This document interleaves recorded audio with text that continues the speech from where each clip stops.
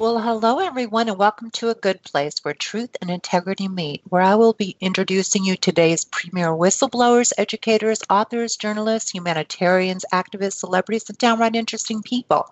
But they all have one thing in common. They are people of truth and integrity.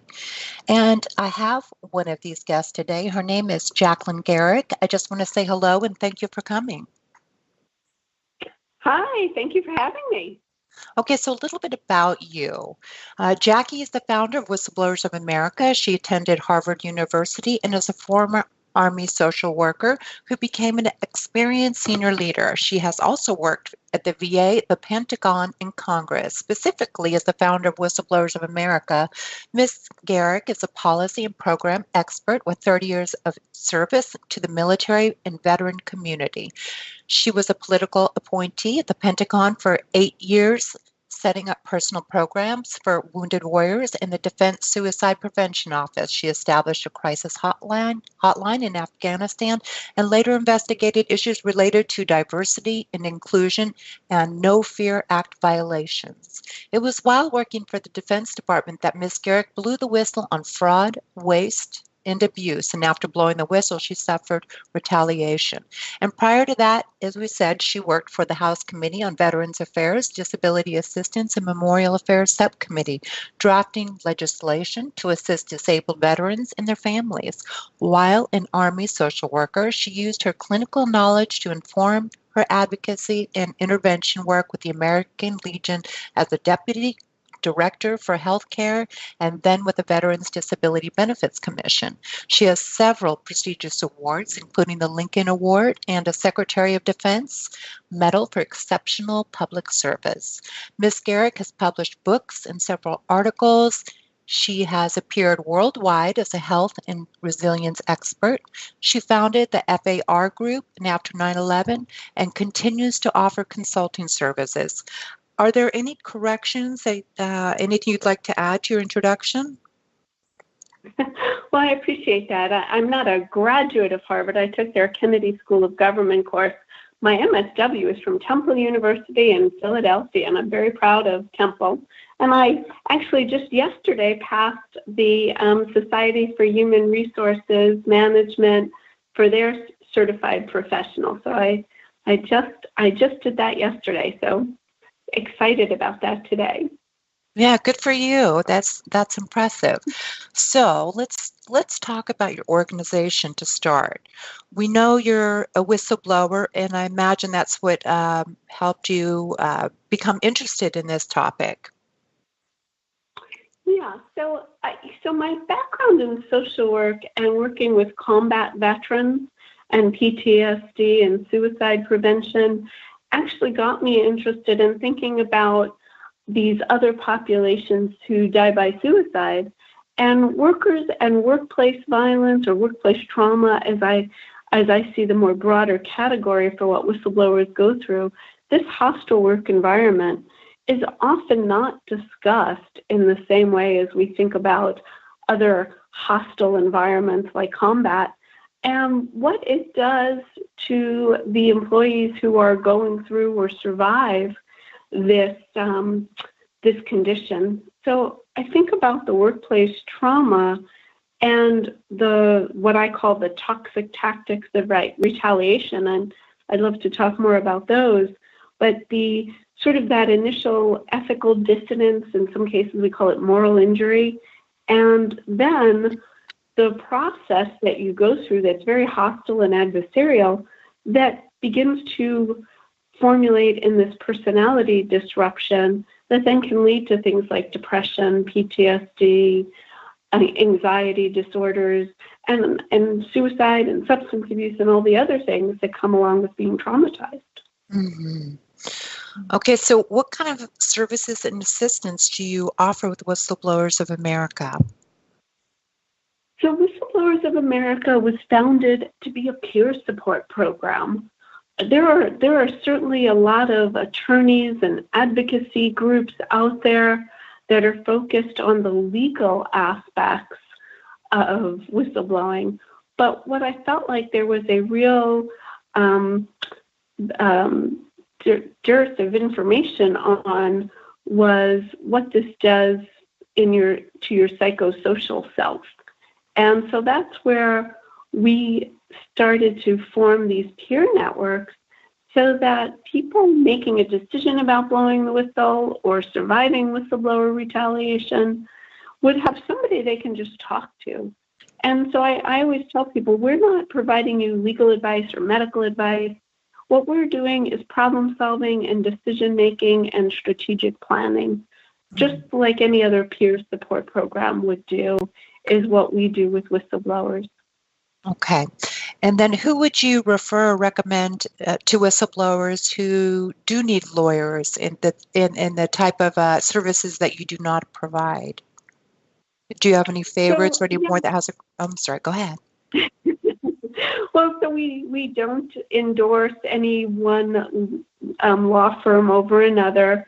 We've worked with GAP. I'm sure you've heard of them, the Government Accountability Project, POGO, the Project on Government Oversight. And then one of my board members is Natalie Klom, founder of the Whistleblower Law Firm. The Employment Law Group has been helpful with some of our cases and answering questions. So we have, there have been attorneys who will at least pro bono answer some questions, if not represent clients. So we rely on that referral network. And then we'll help, if somebody does want to take their case to the public, like I've got a lot of media background training and experience. So how do you work with the media? How do you get your case even ready to present it to a reporter who might be interested? And how do you present your case to Congress? And how do you get all your materials organized if you want to get congressional assistance and to understand and manage what those expectations are? What can your member of Congress do? What can an oversight committee like the House Veterans Affairs Committee, what can those organizations do for you? And how do you prepare to work with them? Mm-hmm. And when should people report when should they report on wrongdoings? Because sometimes, some organizations, there's minor wrongdoings or sometimes confusion as to roles and as to how much money to allocate. So what do you think? When should you report? So I think making that decision to report is complicated in of itself. I don't think anybody wakes up in the morning and says, oh, today I think I'll become a whistleblower and throw my career to the wind. It starts with this, what I call that ethical dissonance. It starts with knowing something's wrong. And I think what you should do first is begin to evaluate what you know, how you know it, what proof do you have, what makes something fact versus opinion. And then that's part of this idea of creating your own strategic plan, is like, who do you tell? Do you do it anonymously? Do you go to your immediate boss? But if your immediate boss is involved, do you go to somebody else? Is the harm so widespread that you're concerned about, contaminated water or patients whose care is substandard? Do you go to the media and alert those patients that they're not getting the right tests, that they're not getting the right medications, that there are these wait lists like we've had at the VA? Who do you tell, and how much harm is being done is something you really need to weigh out. And so many whistleblowers... Oh, go ahead. Well, no, I was just thinking, and so many whistleblowers don't think about their personal finances, like that they're going to need an attorney. So if you're going to blow the whistle and you think there might be retaliated against, what do your family finances look like? I always ask people, I try to ask, do you have a financial advisor you can review your family finances with? Because very often I hear about whistleblowers who have had to sell their car, their home, they've dipped into their retirement account or their children's education fund. So all of that needs to be considered. And what kind of conversation have you had with your family about all of this? Because obviously, as soon as your finances are involved, your spouse's finances, your children's finances are involved. So who can you lean on financially if this really goes in a different direction than you're hoping it will go? Mm-hmm. I've talked to whistleblowers, especially women, and some of them are single women, Mhm. and they say Mhm. that's the hardest part because they were compelled to do the ethical thing. Like one woman I interviewed, she had the nagging feeling, and she was so afraid to lose her job. Actually, a few women actually said the same thing, and they had children to take care of, but it's just nagging, and Mhm. they couldn't live with it anymore. And, as we say, they became an accidental whistleblower. No, like you said, nobody Mhm. wakes up and says, "Oh, I'm going to become a whistleblower." But it does sometimes in those cases, um, there's that hesitation. And some people keep it to themselves, and some people talk about it to get feedback before they decide to do it. So it takes Mhm. immense amount of courage to Yeah. step up and do those type of things and to report. Yes, and that's where I love when people contact Whistleblowers of America early, because we can take that strategic pause and think about what are you going to do and who you're going to tell. And we're safe people to talk to because we're not invested in the agency, we're not part of the organization, we're not part of your life for the most part. We're that objective window that can reflect back and use those peer support skills. I mean, that's in the training manual I put together. I talk about how does somebody become a good peer support mentor? What kind of skill set do you need? And we've created a code of ethics around that so that it's understood that when you're engaging in this peer-to-peer relationship, that there are boundaries and that we're here to provide you with some level of support and expertise based on our own experiences or the shared collective experience of other whistleblowers, but that it's not replacing other types of advice or connection. It's just to help have that safe place to have a conversation. When someone is ready to blow the whistle, what typically is the chain of command that people should address, or what do you find is the best route to whistleblow? Yeah, so I mean, I think that's been an interesting question, and we've got a survey up on our Whistleblowers of America website, and I started to analyze some of that data, and I think contrary to what popular opinion is, most people do try to go to their immediate boss and their immediate supervisor and get the problem fixed.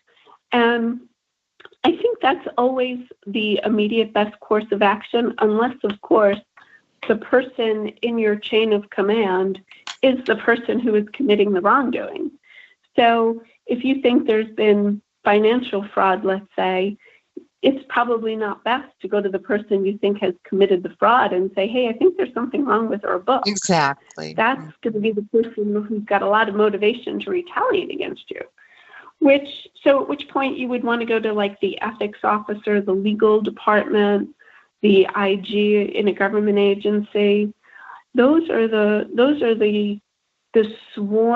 people sworn to protect you.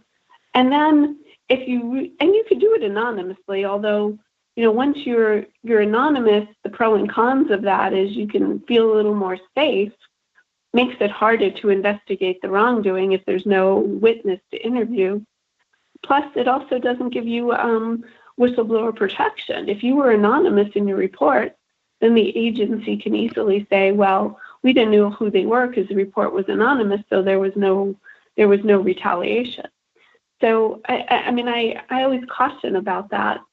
And then there are other agencies and entities that are sworn agents, like seeing if what you're reporting fits with what the FBI would investigate or what the Government Accountability Office, the GAO, on their FraudNet site, would they investigate this? And it gives you a little bit protection outside of your agency, because that is the number one thing I hear is the exact people I complained about ended up in charge of the investigation. And that's never going to be good. And one of the things you mentioned, and one of the things I hear quite often, is retaliation. How does that look, and what types of retaliation are you familiar with as far as whistleblowers?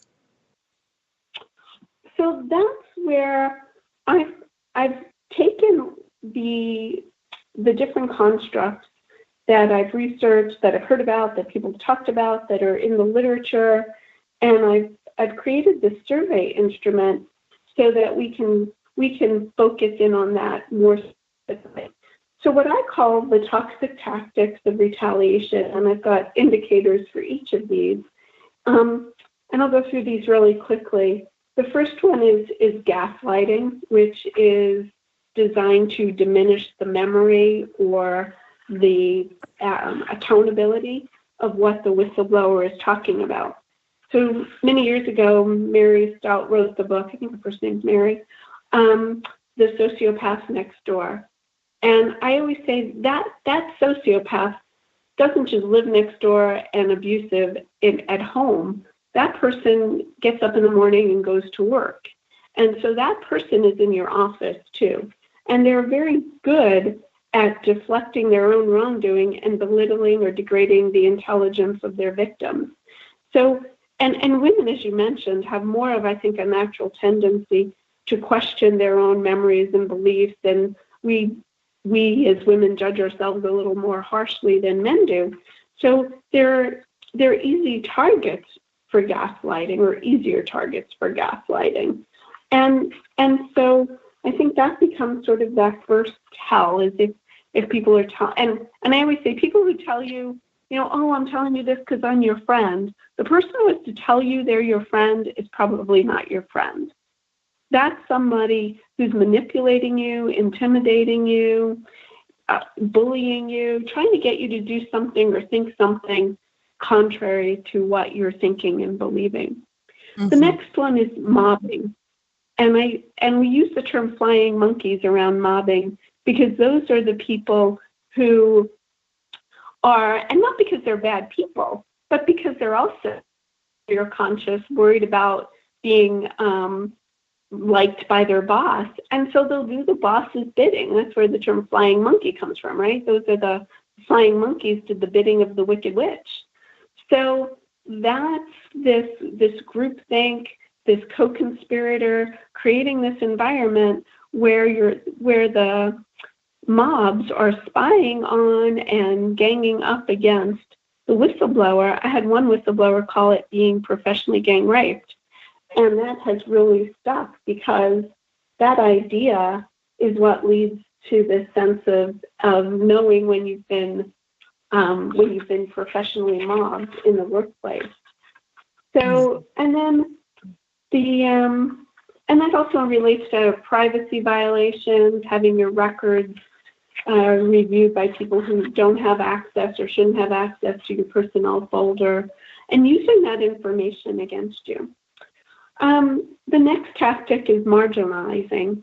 Managers will try to discredit or silence the whistleblower by moving them to more meager space, to a place without a window, no air conditioning, no heat, off in another building, away from the team they were previously working with. Dr. Klein, who's also on our board, referred to it as being treated like a POW in solitary confinement, where you just sit in a room and stare at the walls every day.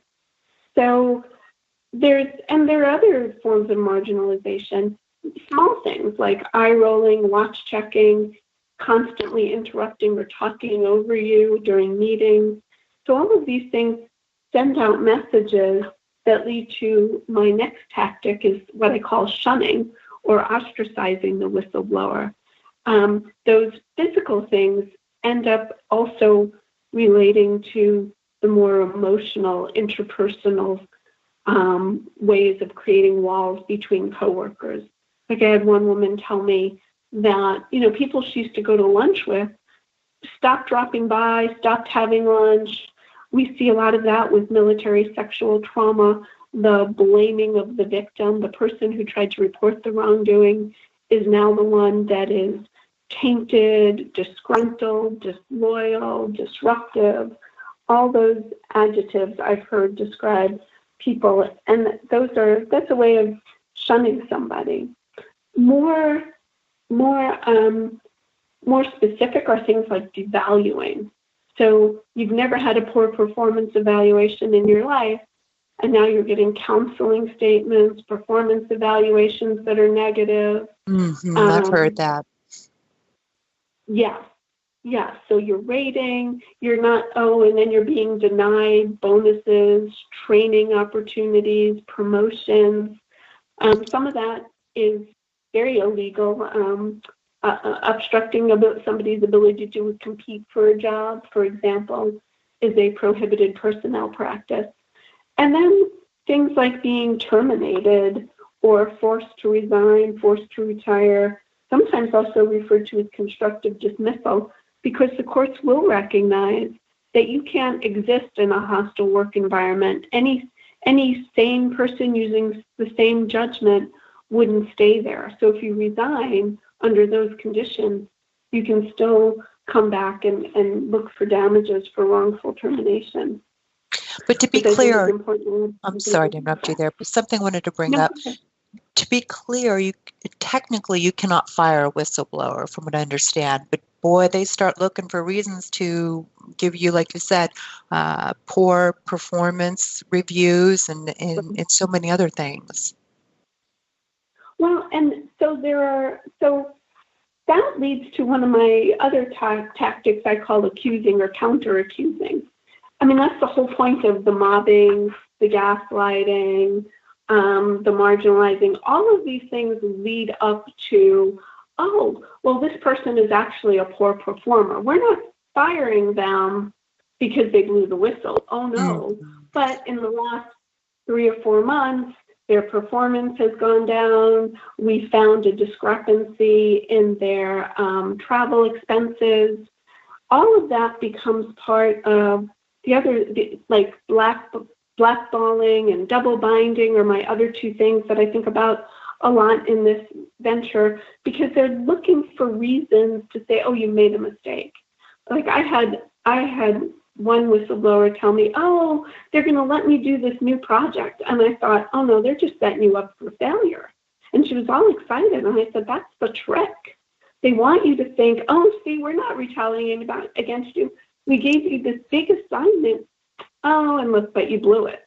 So the big assignment was not enough resources or a crazy timeline, like all of those things that are going to make you fail, but they're giving you this new assignment, this new opportunity is a double bind. And it's all leading up to this accusing so that they can now say, well, it's not really about the whistleblowing that we're firing you. It's because you've been a poor performer. And in HR world, they're going to separate those things. They're going to say, well, the whistleblower complaint is over here and the IG's got that, but we really have to address your poor performance issues. And for whatever reason, that will become the focus. And that's where all of this, right, becomes very adversarial from the beginning. It may not even seem obvious to the whistleblower, but it's these constant chings at your armor to make you the wrongdoer and the person that's deserving to be terminated, as opposed to the perpetrator you were trying to report in the first place. Because we know those IG investigations, those can go on 2-3 years. These legal cases go on for 10 years. So the fact that you're going to be fired, and also, my last tactic is the actual physical and emotional violence. We sugarcoat it by calling it threats, bullying, harassing, but those are forms of violence. It's emotional and physical abuse, and sometimes it's actual. I mean, I've had plenty of people tell me they got pushed, they got shoved. In the cases of military sexual trauma, they've actually been assaulted and raped. People have been, I know Heidi Weber talks about being shot at on her whistleblower case. There's all kinds of having your workspace. People have stolen out of their offices. their cars keyed in the parking lot, nasty notes written on their desk, on their locker, on their cars, having their family threatened. Social media has opened the doors up for that, where whistleblowers have been intimidated, where things get said about you in the public domain that now your children and your parents are going to hear about. So it really changes the dynamic, which, we can maybe another time talk about. Well, welcome back, everybody. I'm here with Jackie Garrick, and we're discussing whistleblowing and her organization, Whistleblowers of America. And let's just jump back into what we were discussing before, Jackie. Sure. So I think we were talking about how the counter-accusing and some of these toxic tactics of retaliation are meant to dismiss the whistleblower, force you to resign, get you to retire, or actually, come up when somebody's gotten terminated. Mm-hmm. And it's interesting that you brought up Heidi Weber. She's a friend of mine at this point, and I adore her. And I know she was fired for reasons. Yeah, she's just a sweetheart, and she went to court to fight the firing and she won too. Yeah, so, I think that, and certainly that's great.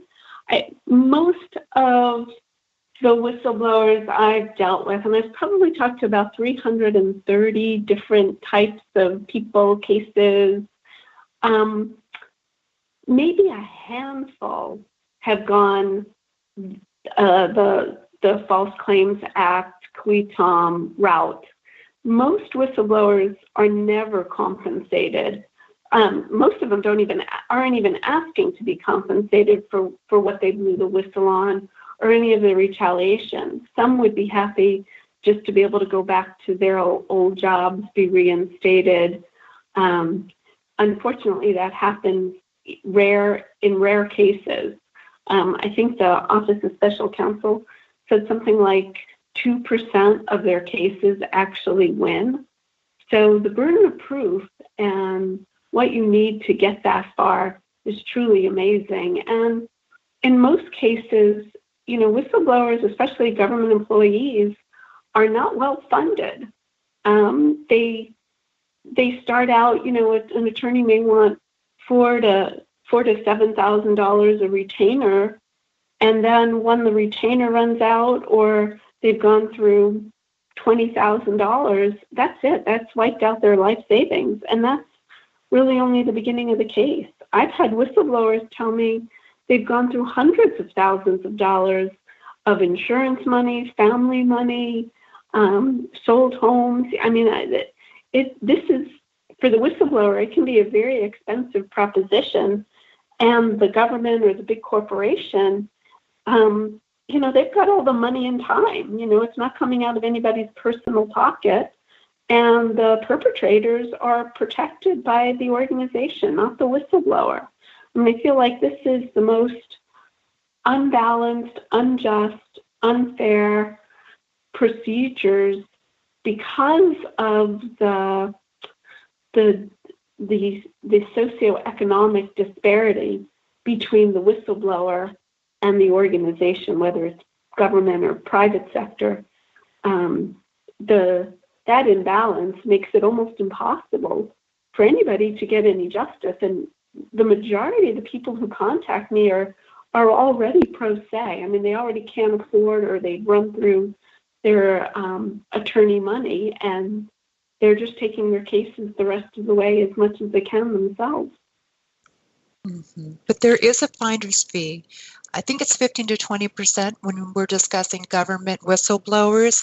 Does that hold true for anybody else or any other whistleblowers that maybe are not associated with the government?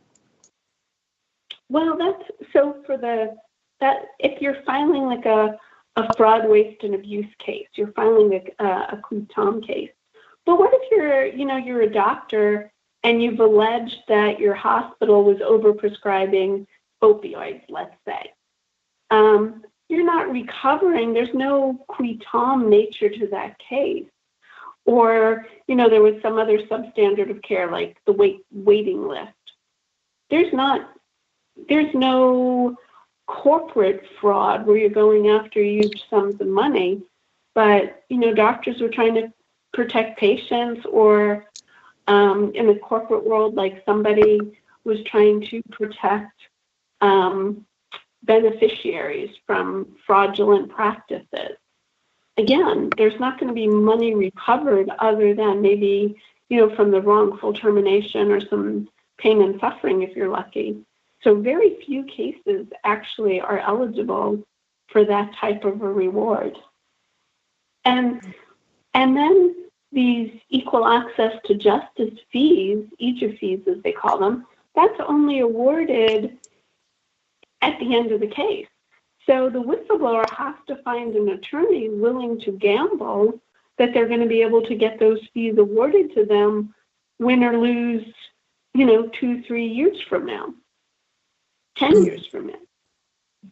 I've spoken to some lawyers who are willing to do that. There are some conscientious, believe it or not, there's some conscientious lawyers, but a lot of times even they tell me, like, it really has to be a case they really believe they're going to win, enough evidence and the like. Yes. And so unfortunately, that's where the gap is, because you have an attorney who will only take a case they know they can win. And so you can imagine if an attorney gets 50 requests for a case, and maybe the ones that can pay, whether they're good cases or not, are the priority cases. The cases that are pro bono aren't as big a priority case, but they're going to want to take those on only if they know this case is fully developed and we can go in there and it's a slam dunk. The whistleblower, who's not an attorney in most cases, some are, they don't know how to develop evidence or how to pull together the case. So I think that's part of what we try to help people figure out, is like, how are you going to even hire an attorney and maximize the money you're going to spend on the attorney? I mean, I had one attorney tell me, he had a client, she spent an hour on the phone with him talking about a dead animal left on her doorstep, more convinced that it was a former coworker than it was the cat. And none of that is going to be relevant to the case unless, like, you have a camera of your boss putting a dead rat on your front porch. It's amazing what people or organizations, or a lot of times I think they hire outside companies to do these type of tactics, and it's disgusting. I've heard so many different scenarios of retaliation. What do you think? What's the strongest retaliation towards whistleblowers that you have heard? Well, I think it's the insidious nature of the retaliation that I find the hardest to deal with. It's the gaslighting. It's the counter-accusing. It's not, violence that comes at you right up front, that you can see it coming and you know what's going on and wrong is wrong. But sometimes that's the easier trauma to deal with than this personality disruption, this character assassination, the career suicide, the being professionally gang raped, the solitary confinement, right? All of that sounds so nebulous and hard to prove, but I do believe that is as much a serious injury as, the punch to the face. Because the punch to the face, like, you see it coming, you know who's doing it, it's straight up and forward. It may hurt, but you got that. The trauma, I think, that's harder to deal with are these more covert tactics that are not as easy to document and prove. Does that make sense? I Yeah, mean, it that does. may sound a little counterintuitive. And the other thing to mention is that even I've interviewed whistleblowers and they said their family turned against them. Like John Bolenbaugh, he blew the whistle on pollution in the water and oil seepage and things like that. He said his own family turned against him. Well, and so again, it's that insidiousness of the retaliation, and not to comment on any one person, especially somebody I haven't talked to and don't know his case, but that's why I say this has psychosocial impacts. It impacts your finances, your legal status, your social status, your psychological, emotional, and your physical. So when it begins to impact your family, your finances, and your social, well, that's your family. If you're taking your kid's college fund and spending it on attorneys, that's going to cause inter-family conflicts and interpersonal conflicts between you and your spouse, you and your children. If you're borrowing money from family members, if you can't pay back family members, I mean, all of that has really harsh realities. And I've heard combat vets tell me this all the time. The worst thing that families say to them is, "Oh, you should just get over it," or "Isn't it about time you get over it?" Well, Or you should have kept your mouth psychologically, shut. I hear sometimes they said you yeah, should have kept your mouth shut. yeah, go to work. I mean, the go along to get along is that's something I used to hear all the time at the Pentagon. You need to go along to get along. Well, that is, to me, there's a huge message in that about the culture of the organization. Because there's And then not a person who doesn't know what I go mean when ahead. I say go along together, right? Yeah, that's That's interesting. I hadn't acceptable. heard that before. And not to mention, like if Mm-hmm. you are let go, in, it's almost impossible to get another job. Who wants to hire a whistleblower? Right. Well, that's where some of what I started to mention earlier about the blackballing, blacklisting, double binding. So you think you're going to reinvent your life, and you discover, oh wait, this harm goes even more because it's my personnel folder has been harmed. I've been gossiped about. There are nasty little emails floating around about you between people that you didn't even know at the time they were sending, but on Discovery or FOIA, now all of a sudden you start reading all these things that people have said about you. And yeah, it's going to be really hard to recover your career after that. There's no transition program from being a whistleblower to now being able to go into another job setting and not be so hyper vigilant and or hypersensitive to, oh, is that wrongdoing? What are they doing? Are they going to come after me? Should I be friends with this person or that person? You're so alert and hyper reactive to the wrongdoing or potential wrongdoing or perceived wrongdoing, that everything seems like wrongdoing. And that's part of being traumatized, right? I mean, that's what happens to combat that. They can't drive down the road and not think, oh, there's a roadside bomb or an IED up ahead. And so they do all this very defensive, tactical driving, which to other people seems like road rage. I think the same thing happens to whistleblowers as combat vets. They're being reconditioned to react a certain way in a workplace environment and protect against being in an environment that exposes you to these hostilities. So it becomes very hard to find another job because you're on one hand, the environment isn't ready to accept you, and internally you've been damaged. You've had harm done to you like anybody else who has survived trauma.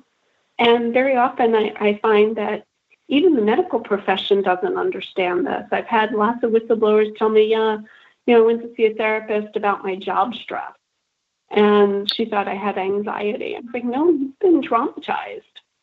This is more than just you've had a bad day at work or you've got a mean boss. I mean, lots of people have a mean boss, but they're not being retaliated against because of it. the sociopath goes to work, right? Mm. So I think there's also this need to educate the medical profession about PTSD and depression and anxiety in survivors of workplace trauma, whistleblower retaliation, hostile work environment, discrimination, harassment, all of those occurrences that take place in the workplace. We just don't understand how that applies. And, I just had somebody not too long ago tell me that one of the people terminated from where she works died by suicide after being terminated. And, and we know that happens. Yes, we know that happens. I've talked about another military officer who died by suicide after her whistleblower case went public. These things. These things happen. We have to be better at connecting those dots and providing the support to people. And sometimes therapists think the person's paranoid, but this is justifiable paranoia. And of course they get oversensitized. That's that heightened state. When you have post-traumatic stress disorder, you're in that survival mode. You're trying to protect yourself. That's the way the body is wired. Yes, exactly. That's why I call it workplace trauma.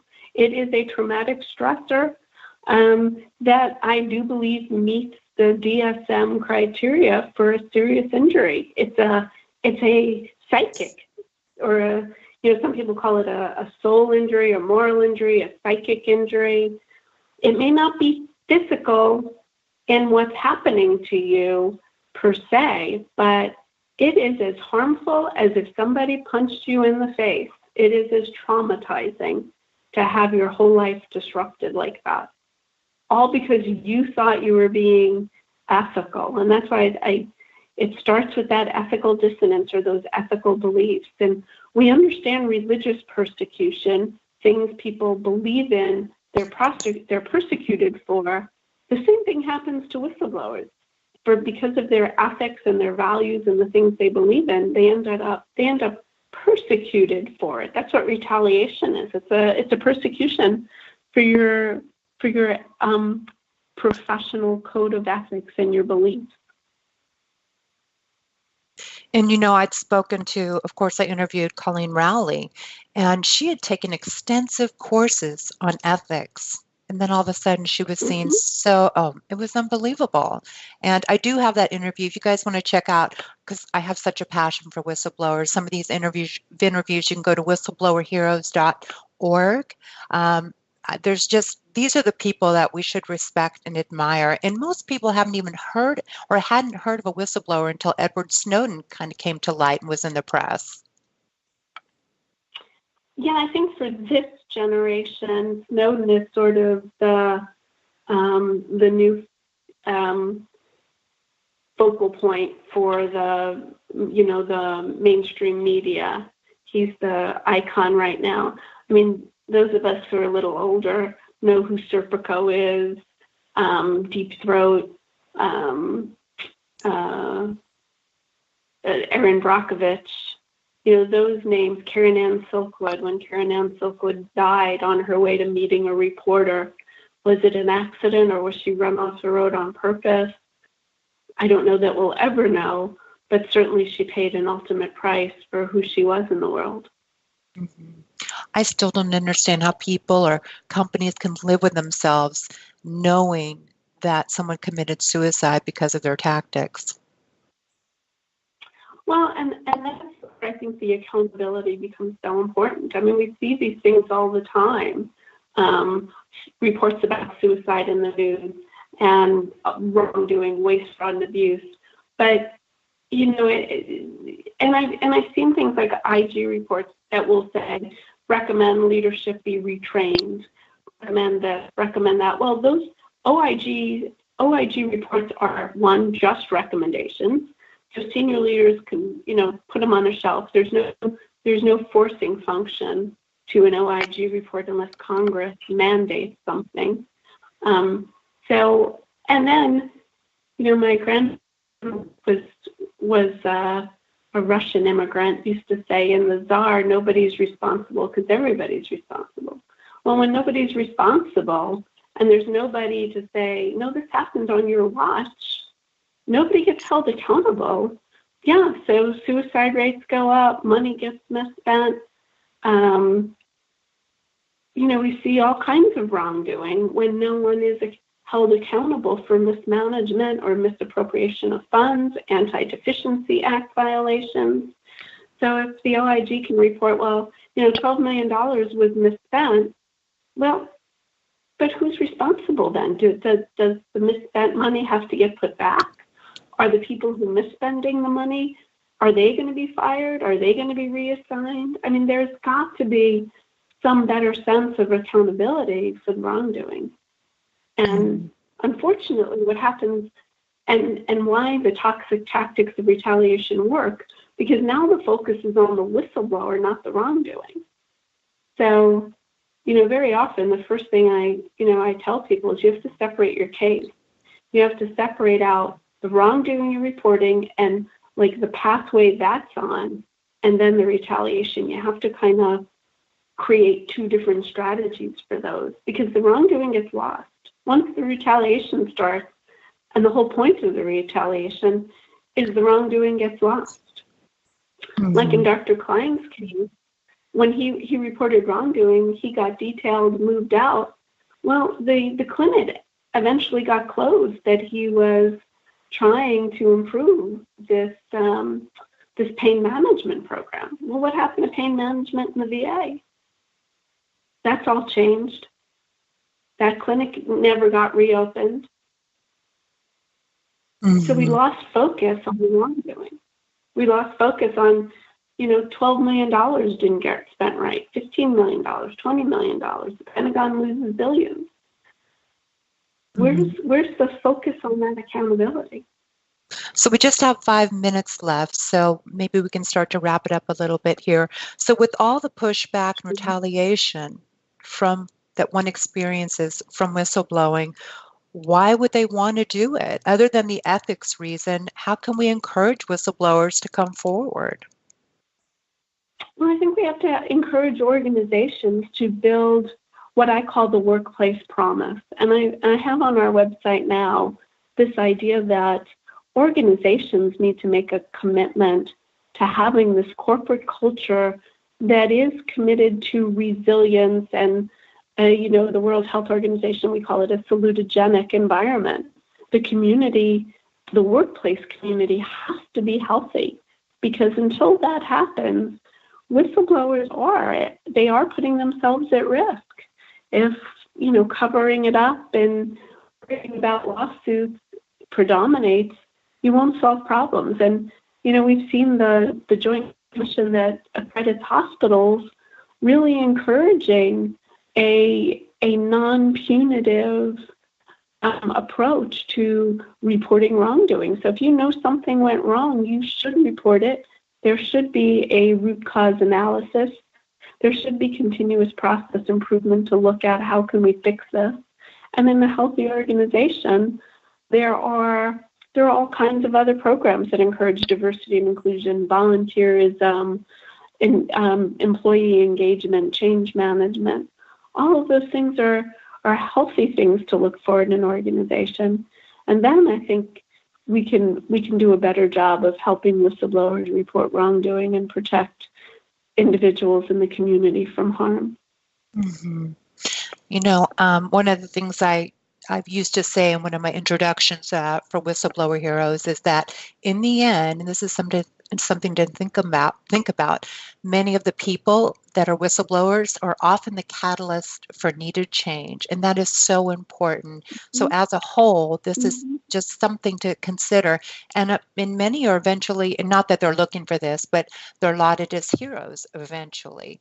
And I want to celebrate whistleblower heroes and give them a platform. And because I, again, want to shine light on wrongdoing. And I just think it's so important to encourage people to report these these problems and the mismanagement of funds and everything else that might be a warning bell for you as a person.